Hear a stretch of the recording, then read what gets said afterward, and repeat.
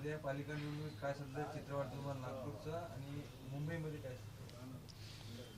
बघा, नागपूरमध्ये आपण आहोत आणि मी नागपूरचंच सांगतो की नागपूरमध्ये कालच NGTचा रिपोर्ट आलेला आहे. त्यांनी नागपूरच्या प्रदूषणाच्या बद्दलची चिंता व्यक्त केलेली आहे. म्हणजे एकीकडे महागाईच्या आगीमध्ये नागपूरकरांना या लोकांनी, फडणवीस आणि गडकरींनी टाकलेलंच आहे. पण विकासाच्या नावाने जे कर्जरूपी पैसे आहेत, त्या कर्जरूपी पैशाच्या माध्यमातून विकासाचा जो दिखावा आहे त्याच्यामध्ये मोठ्या प्रमाणात भ्रष्टाचार आहे. आणि आता प्रदूषणाच्या माध्यमातून नागपूरकरांना बिमार करण्याचंही काम या लोकांनी केलेलं आहे. तेच आता सिद्ध झालेलं आहे. 3 वेळचे मुख्यमंत्री, केंद्रामध्ये 3 वेळचे सगळ्यात महत्त्वाचे मंत्री, असं या नागपूरची ओळख देशभरामध्ये आहे. त्या नागपूर शहरामध्ये 24 तास पाणी पिण्याला मिळत नाही लोकांना. दूषित पाणी या शहरामध्ये पितात आणि त्या पाण्यावरही सुद्धा लोकांकडून टॅक्सच्या नावाने पैसे वसूल केले जातं. म्हणजे जी लूट या नागपूरकरांची ज्या पद्धतीनं गेल्या 19 वर्षात, कारण की 2007मध्ये BJP या महानगरपालिकेमध्ये सत्तेत आली आणि नागपूरचं नैसर्गिक सौंदर्य हे तर संपवलंच. जे ग्रीन शहर म्हणून, एकीकडे आपल्या शहराला ऑरेंज सिटी म्हटलं जातं, पण एकीकडे आपल्या शहराला, नागपूर शहराला ग्रीन शहर म्हणून एक आगळीवेगळी ओळख होती, ती पण या लोकांनी पुसलेली आहे. मोठ्या मोठ्या कंपन्यांना, म्हणजे सिम्बॉसिस असेल की अनेक असेल, अशा काही शैक्षणिक संस्था या लोकांनी आणल्यात आणि जवळपास एका संस्थेला 1-1 रुपयामध्ये 40-40 एकर जमीन त्यांना मोफत देण्याचं काम या लोकांनी केलं आणि सांगितलं की आम्ही गरिबांच्या पोरांसाठी मोफत शिक्षणाची व्यवस्था करू. काल मला कळलं की 16 लाख रुपये वर्षाची फी गरिबांच्या मुलामुलींकडून घेतली जाते. आता मग ही जी लूट आणि त्या संस्थांसोबत यांची हिस्सेदारी, ही याच्यातून लक्षात येते. स्मार्ट सिटीच्या नावाने पैसा खर्च झालेला आहे नागपूर शहरामध्ये, पण ते कुठलं स्मार्टनेस आहे? आणि त्याच्यामध्येही मोठ्या प्रमाणात भ्रष्टाचार या शहरामध्ये राज्यकर्त्यांनी केलेलं आहे, अशा पद्धतीचं चित्र आहे. लोकांना परिवर्तन पाहिजे आणि या परिवर्तनाच्या माध्यमातून नागपूर शहरामध्ये यावेळची महानगरपालिका ही काँग्रेसची येईल, अशा पद्धतीचा लोकांचा कौल आम्हाला पाहायला मिळतो आहे. राहिलं मुंबई, चंद्रशेखर बावनकुळे यांनी म्हटलं आहे की लाडक्या बहिणी व जे आहेत ते राज्यभरातील लाडक्या बहिणी आहेत ते काँग्रेसला किंचित करतील. बघा, ते त्यांचे लाडक्या बहिणीला ज्या पद्धतीनं या बैमान भावांनी बदनाम केलं राज्यामध्ये, जेव्हा जेव्हा मग शेतकऱ्यांचे प्रश्न असतील, बेरोजगारांच्या हाताला काम द्यायचं असेल, नोकर भरती असेल, विकासाच्या नावाने जेव्हा रस्ते खराब झाले असतील तर रस्त्याला पैसे नाहीत, आणि हे सगळं पाप लाडक्या बहिणीवर फोडण्याचं पाप हे चंद्रशेखर बावनकुळे असेल, फडणवीस असतील, एकनाथ शिंदे असतील, अजित पवारांनी केलेलं आहे. लाडक्या बहिणीच्या नावाने सगळं खापर फोडायचं, 1,500 रुपये त्या लाडक्या बहिणीला द्यायचे आणि त्यांनी हिशोब सांगावा की ज्या वेळेसपासून लाडक्या बहिणींना 1,500 रुपये यांनी द्यायला सुरुवात केली, त्यावेळेसपासून महाराष्ट्रामध्ये महागाईचे दर किती वाढलेत ते यांनी सांगावे. आपल्याला माहितीसाठी सांगतो की पेट्रोलमध्ये राज्य सरकारचं जो कर घेण्याची जी होती मर्यादा, ती 30 रुपये पर लिटर घेतली जात होती. आता ती लाडक्या बहिणीला 1,500 दिल्यानंतर त्याच्यामध्ये 10.5 रुपये, म्हणजे आता 40 रुपये 50 पैसे कर, GST, वॅट, किट काय यांची पूर्ण जी कर प्रणाली आहे त्याच्या आधारातून त्याच्यावर या लोकांनी 10.5 रुपये वाढवले. आता मी एका पेट्रोलचं सांगतो आहे, तर पेट्रोलच्या याच्यामध्ये यांनी ज्या पद्धतीने वाढ केली, डिझेलमध्ये वाढ केली, तर लाडक्या बहिणीच्या खिशातले पैसे घेतलेत ना. आणि त्याच्यामुळे मी तुम्हाला सांगतो की ही जी काय लाडक्या बहिणीची कहाणी हे सांगतात आहेत, हे मोठे जे औद्योगिक जे मोदीचे मित्र आहेत, त्या मित्रांना किती पैसे देतात त्याची एक श्वेतपत्रिका यांनी जाहीर करावी.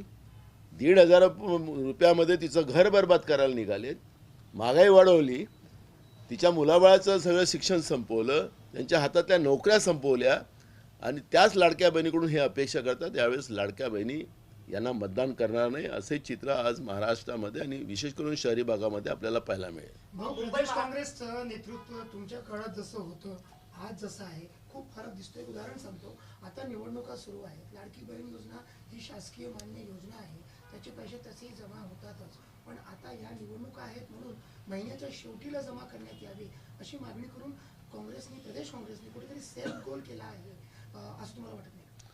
बघा, मूळ प्रश्न असा आहे की आत्ता नगरपालिकेच्या ज्या निवडणुका झाल्यात त्या निवडणुकीमध्ये नगरपालिका क्षेत्रातल्याच लाडक्या बहिणीला वेळेवर पैसे टाकण्याचं काम झालं.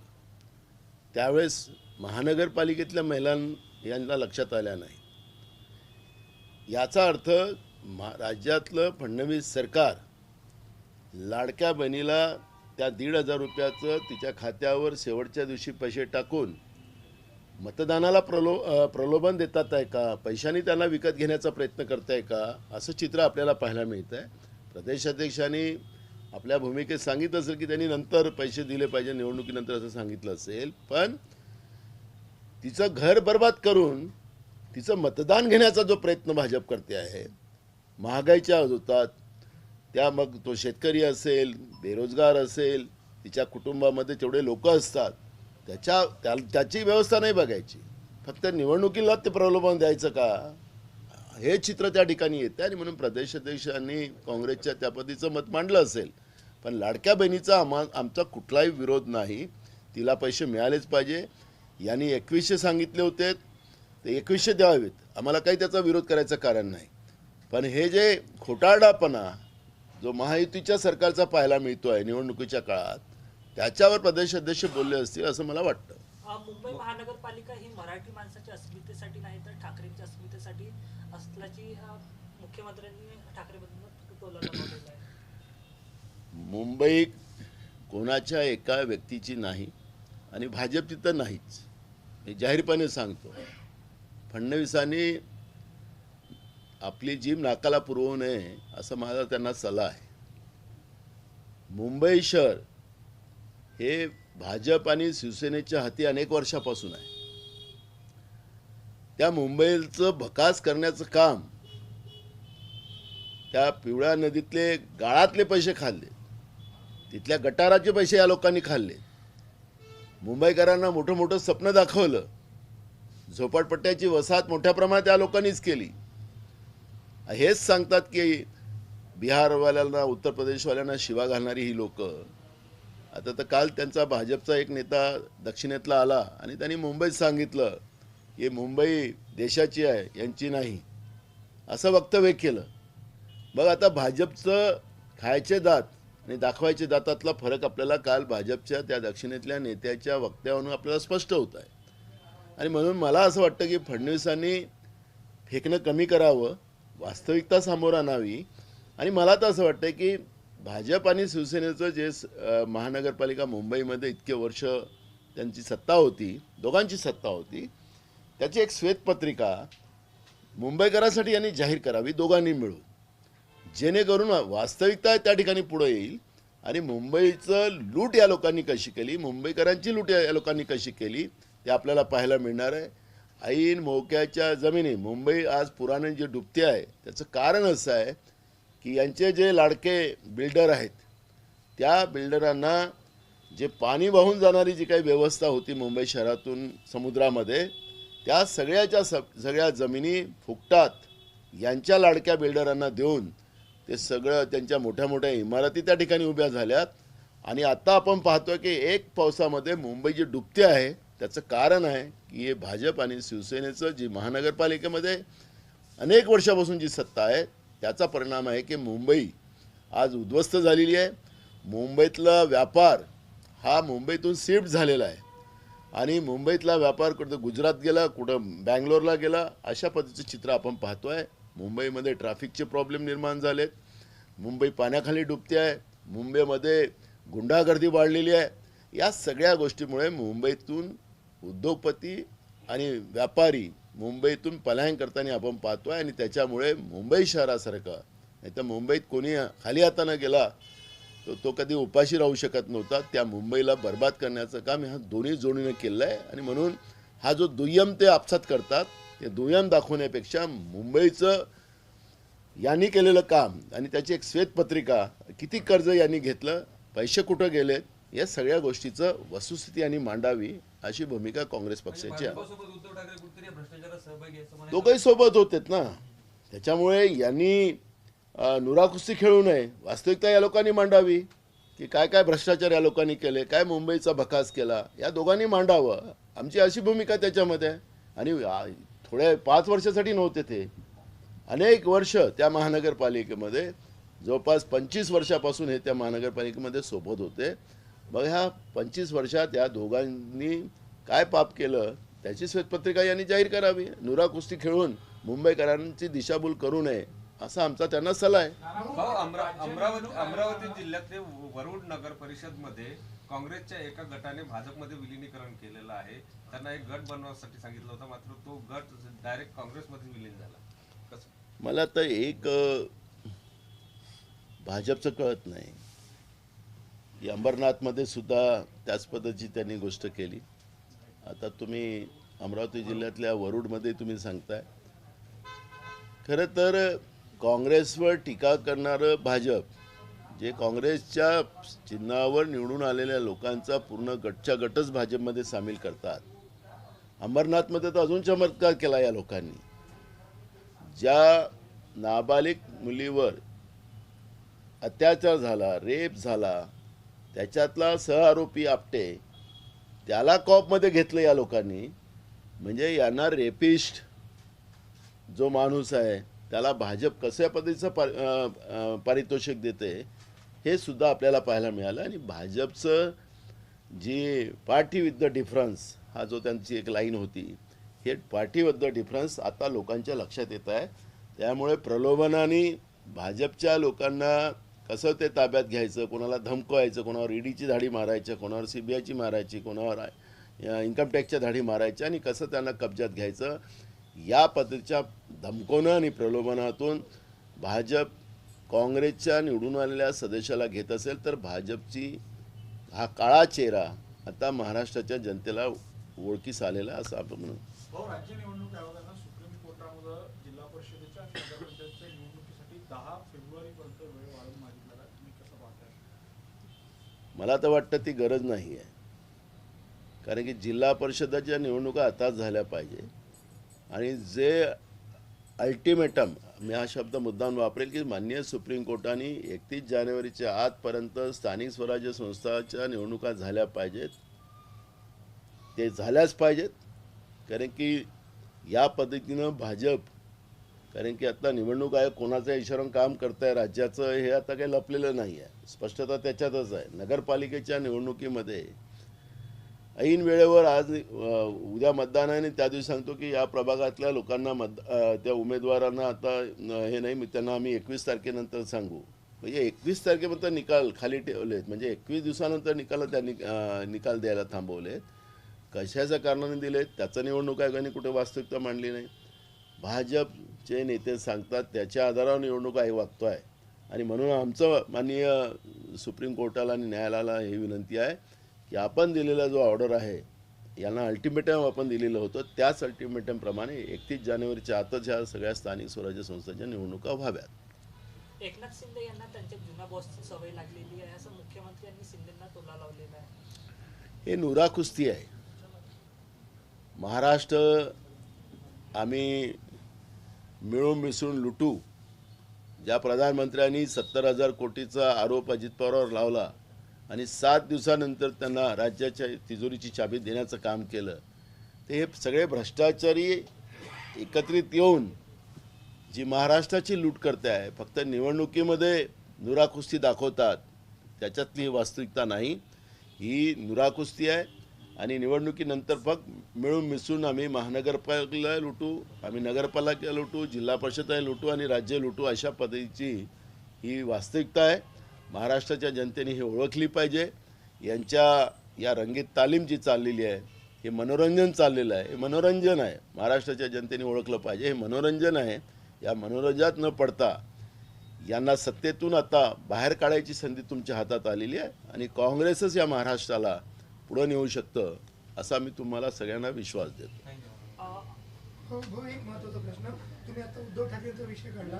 ज्या पद्धतीनं दिनो मोरिया यांचं गाळ काढण्याच्या विषयामध्ये काही संबंध नसताना त्यांना किंवा त्यांच्या लोकांना बिलं देणं म्हणजे कंत्राट देण्यात आली, बिलं काढण्यात आली. तुम्हाला असं वाटतं की यामध्ये कुठेतरी उद्धव ठाकरेंची पार्टी दोषी आहे नंबर 1, आणि नंबर 2 महाविकास आघाडीमध्ये उद्धव ठाकरेंची पार्टी पुढे राहील का? मला मुद्दा माझा तो नाही आहे. तुम्ही मुंबईचा प्रश्न विचारला म्हणून मी सांगितलं की हे मिळून होते. मग आता एकमेकावर आरोप करण्याची कारणं काय? ही नुराकुस्ती कशासाठी आपण दाखवता? ते गाळ काढण्याच्या याच्यामध्ये गाळात पैसे खाल्लेत, गटारात पैसे खाल्लेत, स्मार्ट सिटीच्या नावाने पैसे खाल्लेत, मुंबईला भकास केलं. मुंबईत नागपूरमध्ये वायफाय फ्री आहे, लोकांना नेटचा खर्च आला नव्हता पाहिजे, आता सगळ्यांचे मोबाईल नेटवर आहेत. मग हा पैसा गेला कुठं? कोणी खाल्ला? भाजपनी खाल्ला की शिवसेनेने खाल्ला? हे आम्हाला त्या पद्धतीच्या श्वेतपत्रिकांनी जाहीर करा. मला कोणा उद्धव ठाकरेबद्दल बोलायचं नाही आणि फडणवीसबद्दल बोलायचं नाही. मला त्या भाजप आणि शिवसेनेचं जो अलायन्स होतं त्या अलायन्सबद्दल मला बोलायचं आहे. कोणी खाल्ला त्याची श्वेतपत्रिका जाहीर करावी आणि त्याच्यामुळे ही नुराकुस्ती जी चाललेली आहे हे थांबवावी आणि वास्तविकता मुंबईकर असेल किंवा नागपूरकर असेल या राज्यातल्या सगळ्या महानगरपालिकेतली सगळी गोष्ट सारखीच आहे हे यांनी लोकांच्या समोर आणावं. महानगरपालिकेला अवघ्या 4 दिवस बाकी आहे आणि असाच अमरावती येथे भाजप आणि युवा स्वाभिमान पक्षाची युती उठलेली आहे. काय बोलतो? हे जे आयात काम बीजेपी मध्ये चाललेलं आहे त्या आयाताचा परिणाम आहे, आयात धोरणाचा परिणाम आहे. जे अमरावती शहरामध्ये आयात झालेल्या वस्तू आहेत त्या आयात वस्तूंनी केलेला कार्यक्रम आहे तो. जे लोक MIMC अलायन्स करू शकतात सत्तेसाठी भाजपवाले, त्या भाजपबद्दल तुम्हाला आता मी काय सांगावं. त्याच्यामुळे मला वाटतं की महाराष्ट्राची जनता सुजाण आहे, समजदार आहे. MIM बरोबर सत्तेसाठी अलायन्स करणाऱ्या भाजपची जे काही काळी भूमिका आहे ती समजलेली आहे आणि MIM आणि भाजप हे आम्ही कालपर्यंत सांगत होतो की एक आहे, त्याचं बी पार्टी आहे. आता MIM आणि भाजप एकत्रित आहेत हे त्याच्यातून स्पष्ट होत आहे. त्यामुळे असुद्दीन किती येऊन इथं जोरात बेंबीच्या ढोटापासून बोंबलत असेल, पण वास्तविकता आता मुस्लिम समाजालाही कळलेली आहे आणि हिंदू समाजालाही कळलेली आहे की भाजप आणि OEC हे एकत्रितच आहे, हे स्पष्ट झालेलं आहे. वो हिंदी में चाहेंगे जिस तरीके से मुंबई में महानगरपालिका में शिवसेना और भाजपा एक साथ रहे 25 वर्ष रहे और अब उद्धव ठाकरे किस तरीके से आरोप लगा रही है, भाजपा उन पर आरोप लगा रही है, क्या कहना चाहिए? ये नुराकुस्ती है. भाजपा और शिवसेना दोनों मिलकर लोगों को बेवकूफ़ बना रही है. मैं उनको बोलना चाहूँगा कि तुम गए 20-25 साल से महानगरपालिका में साथ थे. आपने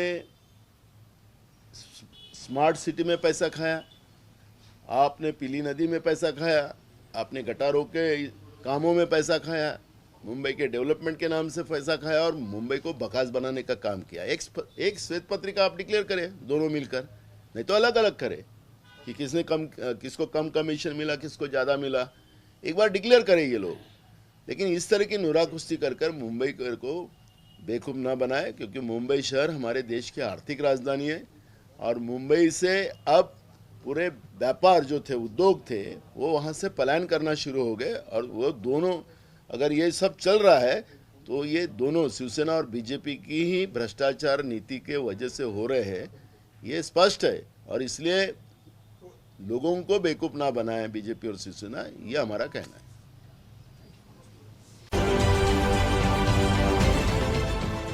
देश विदेशातील प्रत्येक घडामोडींचे लाईव्ह अपडेट मिळवण्यासाठी आता साम टीव्हीच्या सर्व सोशल मीडिया प्लॅटफॉर्मला लाईक, फॉलो आणि सबस्क्राईब करा. तसंच सर्व नोटिफिकेशनसाठी बेल आयकॉन प्रेस करायला विसरू नका.